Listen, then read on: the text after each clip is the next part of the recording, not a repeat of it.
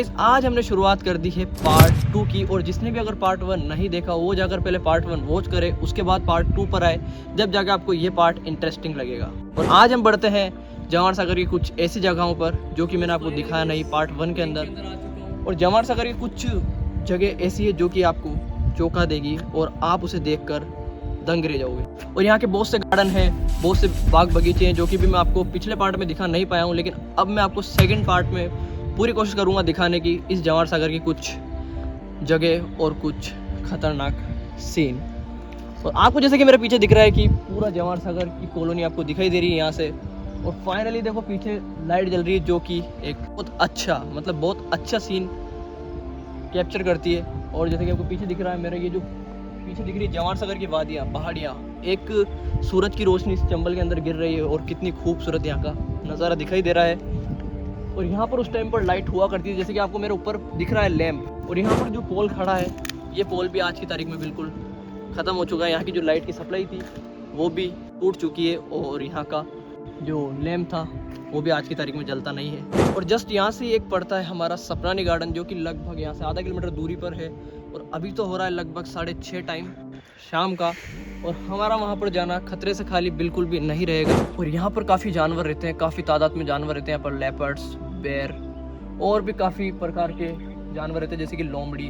तो यार हम अगर वहाँ सपनानी गार्डन के वहाँ पर जाएंगे तो वहाँ पर बहुत बड़े बड़े हॉल बने हुए हैं, क्योंकि एक करोड़ों का बंगला वहाँ पर बना रखा है और एक गेस्ट हाउस था उस ज़माने का। और मतलब अगर कहीं बाहर सिटी विटी में अगर ऐसा बंगला हो ना तो लगभग 5 से 6 करोड़ के नीचे ऐसा बंगला नहीं मिलेगा आपको सिटी में।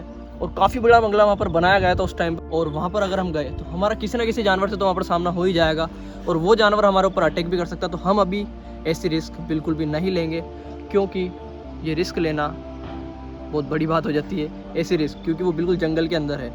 और अगर हम जाएंगे तो शायद ये पार्ट 2 आ पाएगा। तो हम वहाँ पर अभी नहीं जाएंगे, आपको जाकर हम बताएंगे लगभग कल के 5 बजे।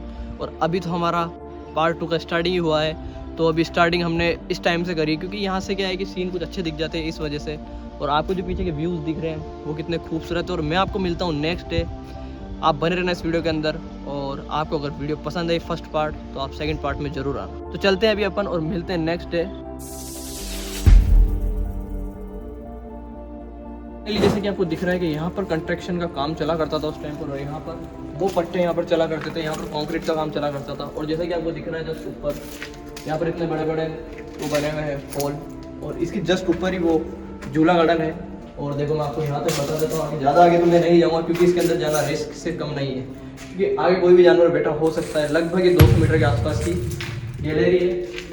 ये देखो ऊपर इसको यहाँ पर बिल्कुल पैक कर रखा है, ऊपर बड़े बड़े पत्थर आपको दिख रहे हैं, ये कभी भी किसी के भी सर पर गिर सकते हैं। और पीछे देखो मतलब थोड़ा सा आगे जाने के बाद तो बिल्कुल अंधेरा ही हो जाता है। तो अपन को थोड़ा सा बाहर चलना चाहिए, क्योंकि मेरे को लग रहा है डर, यहाँ कोई से भी जानवर ने यहाँ पर बच्चे दे रखे अंदर, तो क्या पता अगर कोई रहता हो इसके अंदर। तो अपन ज़्यादा आगे नहीं जाएंगे और अपन ज़्यादा रिस्क नहीं लेंगे। अपने साथ में निखिल भाई तो हाई कर दो, ये देखो गाइस। और जब यहाँ पर कंस्ट्रक्शन काम बंद कर दिया गया उसके बाद में ऊपर की ओर गार्डन बना दिया जिसका नाम था झूला गार्डन। उसके बाद में ये गैलरी है इसको बिल्कुल बंद कर दिया गया। और जैसे कि आपको दिख रहा है चैनल गेट कितना पुराना होगा, और वैसे तो यहाँ पर एक ताला लगा हुआ था, लेकिन वो ताला काफ़ी पहले ही तोड़ दिया गया था। फाइनली मैं पहुँच चुका हूँ एक स्टोर रूम की ओर, और ये स्टोर रूम उस टाइम पर बनाया गया था। और इसके अंदर जो भी जवाहर सागर के जो डैम बन रहा था उस टाइम पर जो भी मेंटेनेंस के सामान आया करते थे वो इसके अंदर रखे जाते थे। और ये काफ़ी बड़ा एक स्टोर रूम है, और इसके अंदर लगभग 10 ट्रक आप आराम से खड़े कर सकते हो। और अभी भी इसके अंदर उस टाइम के सामान पड़े हैं, और काफ़ी सामान यहाँ से निकाल दिए गए हैं जो बिल्कुल ख़राब हो गए थे। और देखो आप कितना बड़ा इसका गेट लगा रखा है, और इसके ऊपर आज की तारीख में ताला लगा दिया गया है। देखो ये ताला, और इसकी कितनी बड़ी कुंडी हुआ करती थी देखो, और काफ़ी बड़ा अंदर से ये हॉल है।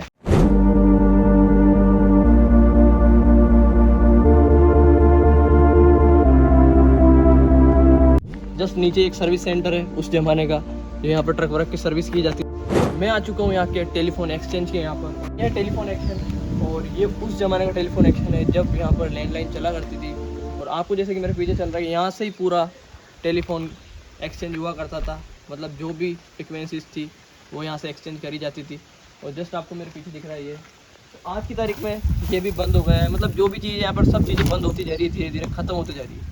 जस्ट मेरे ताला लग गया है, इतना बड़ा बोर्ड टूट गया है यहाँ का टेलीफोन एक्सचेंज का।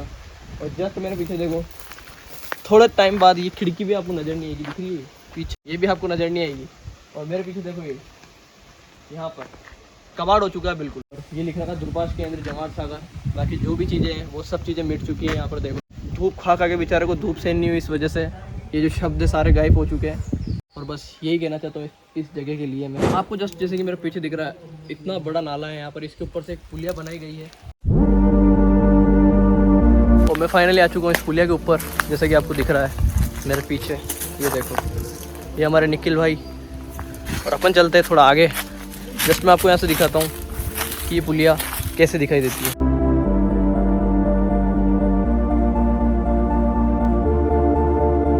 जैसे कि आपको मेरे पीछे दिख रहा है कि ये उस टाइम का गार्डन हुआ करता था, और आज की तारीख में देखो बिल्कुल रेगिस्तान की तरह लग रहा है। ये देखो जस्ट पीछे दिख रहा है आपको, देखो बिल्कुल ये पीछे आपको दिख रहा है जो ये था उस टाइम का वाटर टैंक, बहुत काफ़ी बड़ा, जो कि यहाँ पर जिस टाइम जवाहर सागर डैम बन रहा था उसके लिए यहाँ पर ये वाटर टैंक बनाया गया था। जस्ट मेरे पीछे दिख रहा है आपको। और जस्ट ये काम ख़त्म हुआ उसके बाद में यहाँ पर ये गार्डन बना दिया गया था, मिनी गार्डन। लगभग ऐसे 4 से 5 गार्डन है इस जगह पर। और चलते हैं, जैसे कि मेरे पीछे दिख रहा है आपको ये प्यारी सी पुलिया, ये देखो। और मैं आ चुका हूँ यहाँ के एक प्यारे से गेस्ट हाउस पर, जो कि उस टाइम पर बहुत खूबसूरत हुआ करता था। और वैसे तो आज की तारीख में भी ये खूबसूरत ही है। मैं आ चुका हूँ गेस्ट हाउस की ओर। ये है गेस्ट हाउस का मेन व्यू पॉइंट। और मैं आ चुका हूँ मेन गेस्ट हाउस के व्यू पॉइंट पर। आज फटाफट आपको दिखाता हूँ मैं यहाँ के व्यू पॉइंट, यहाँ से क्या क्या नज़र आता है। इस जगह से पूरा चंबल नदी का व्यू नज़र आता है, देखो जैसे कि आपको दिख रहा है। मैं आपको एक चीज़ नहीं बताऊंगा यहाँ की, जवाहर सागर डैम, मतलब डैम्स की प्राइवेसी भी होती है इस वजह से। तो फाइनली मैं आपको इधर का एरिया दिखाऊंगा। और मैं लेके आ गया हूँ आपको गेस्ट हाउस के मेन व्यू पॉइंट पर। और जैसे कि जस्ट आपको पीछे दिख रहा है, पूरी चंबल नदी का व्यू नज़र आ रहा है पीछे। और यहाँ पर एक बोट पड़ी है जस्ट नीचे की ओर, ये देखो, जिसकी रिपेयरिंग अभी नहीं हुई है, यहाँ पर इसको रख दी गई है, ये बिल्कुल ख़राब हो गई है। और जस्ट आपको नीचे मंदिर दिख रहा होगा माता रानी का, ये देखो।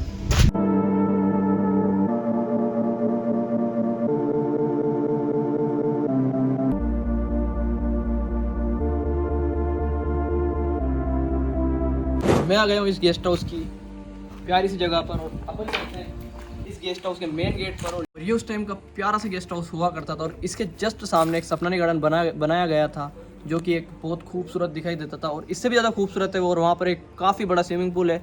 और वहाँ पर अपन शाम को चलेंगे। आपको यहाँ से मैं दिखा देता हूँ सामने का व्यू सपनानी गार्डन का।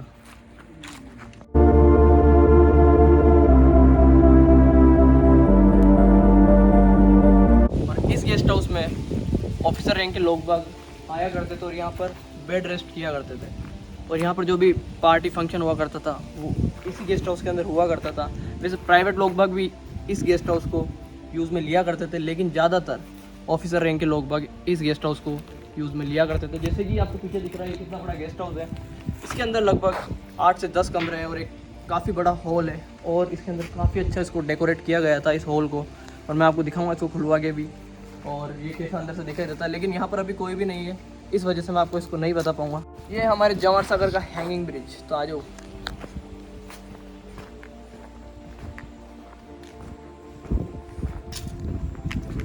इसके ऊपर काफ़ी सारी लोहे की प्लेट लगाई गई थी, उसके बाद में ये हैंगिंग ब्रिज रेडी हुआ था। और काफ़ी पुराना एक बरगद का पेड़, जैसे कि आपको मेरे पीछे दिख रहा है, कई सालों पुराना है, जब इस जवाहर सागर की नींव रखी गई थी।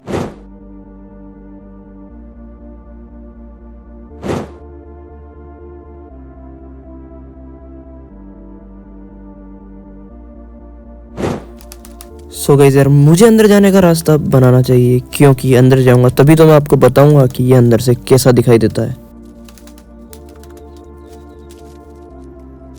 फाइनली गाइस यहाँ का रास्ता बिल्कुल साफ़ कर दिया है मैंने, जैसे कि वो पीछे दिख रहा है। अब मैं आपको जाकर दिखाता हूँ यहाँ की जो बनावट है इस ओपन थिएटर की। तो चलो चलते हैं, काफ़ी थक चुका हूँ मैं। पहले मैं गाइस चेक कर लेता हूँ यहाँ पर कि कोई जानवर यहाँ पर नहीं बैठा हो। अगर बैठा होगा तो आप समझ ही जाओ। तो पहले मैं चेक कर लेता हूँ, उसके बाद मैं वीडियो स्टार्ट करूँगा। फाइनली मैंने इसको पूरा चेक कर लिया इस ओपन थिएटर को। यहाँ पर ऐसी कोई भी दिक्कत नहीं है, पर कोई भी जानवर नहीं है। तो मैं अब आपको बताता हूँ यहाँ की एक एक चीज़ है कि यहाँ पर रंगमंच कहाँ था और कहाँ डांस हुआ करता था। देखो यहाँ से कितने डैमेज हो चुका है इस जगह पे। कभी भी ये स्ट्रक्चर पूरा नीचे की ओर गिर सकता है। देख लो आप, ये इसको गांव नहीं कहते गाइस। ऐसी जगह पे ऐसी व्यवस्थाएं रहती हैं तो उसको गांव नहीं कहते, उसको अपन टाउन कहते हैं। तो ये एक टाउन ही था यहाँ का, काफ़ी सुंदर और काफ़ी अच्छा। मैं आपको कुछ यहाँ के अवशेष दिखा देता हूँ कि यहाँ पर पब्लिक कहाँ बैठा करती थी, कहाँ से यहाँ का व्यू देखा करती थी इस रंगमंच पर जब प्रोग्राम हुआ करता था। तो कुछ अवशेष तो यहाँ के बाकी है, तो मैं आपको अवशेष दिखाता हूँ जाकर। बहुत से अवशेष तो इन पेड़ पौधों के नीचे ही दफन हो चुके हैं, तो फिर भी मैं आपको बताने की कोशिश करूँगा। वैसे काफ़ी अवशेष यहाँ पर मौजूद है अभी भी, तो चलो बताता हूँ आपको। तो फाइनली मैं आ चुका हूँ यहाँ के बैठक समारोह पर, और जैसे कि आपको दिख रही है ये जो यहाँ पर पब्लिक बैठती है, तो सीढ़ियाँ हैं। खैर जस्ट आपको मेरे पीछे दिख रहा है, यहाँ से ऊपर से सीढ़ी आ रही है, लेकिन इसके जो इधर आइड्स, ये देखो गाइस, स्टेप बाय स्टेप काफ़ी सारी सीढ़ियाँ यहाँ पर हुआ करती थी। लेकिन आज की तारीख में यहाँ पर चारों तरफ पेड़ पौधों के अलावा कुछ नहीं दिख रहा है। यहाँ पर जो भी पब्लिक आती है सिर्फ कचरा फेंक कर यहाँ पर चली जाती है।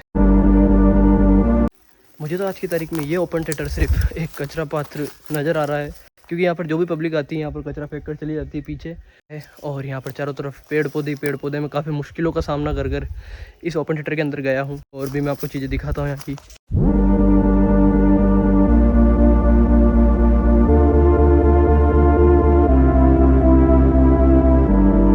मैं यहाँ पर बैठकर एक ओपन थिएटर का मजा ले रहा हूँ। जो यहाँ से पब्लिक व्यू देखा करती थी ना, आज की तारीख में वो व्यू पेड़ों के अंदर ढक चुके हैं।